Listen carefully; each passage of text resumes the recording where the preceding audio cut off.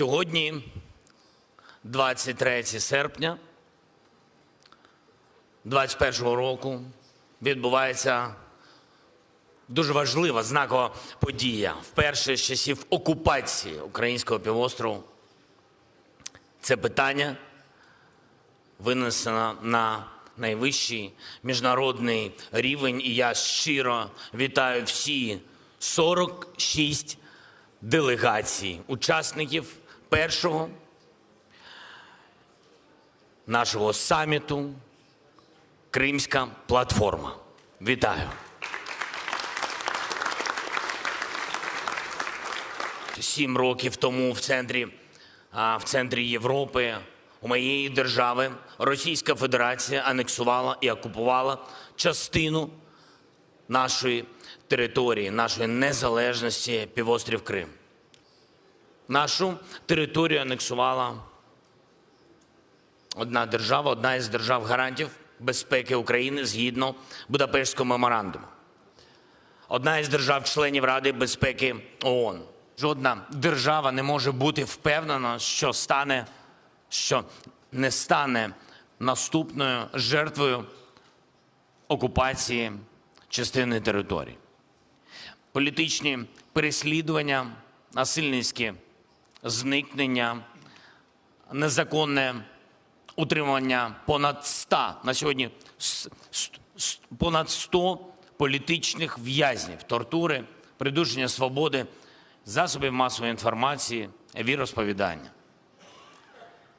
Експропріація власності, примусові демографічні зміни, незаконний призов українських громадян до російської армії на тимчасово окупованому півострові, пропаганда війни серед дітей у школах. Такими, на жаль, сьогодні є реалії, сумні реалії українського півострову Крим.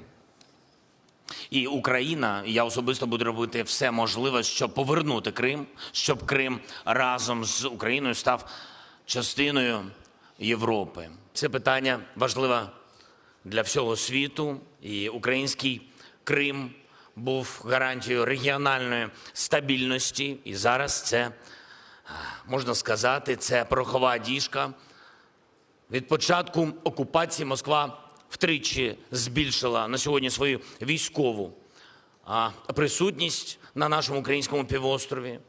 Із всесвітньо відомого курорту сьогодні Крим перетворився на військову базу, став плацдармом для подальшого розширення впливу Російської Федерації на регіон Чорного моря.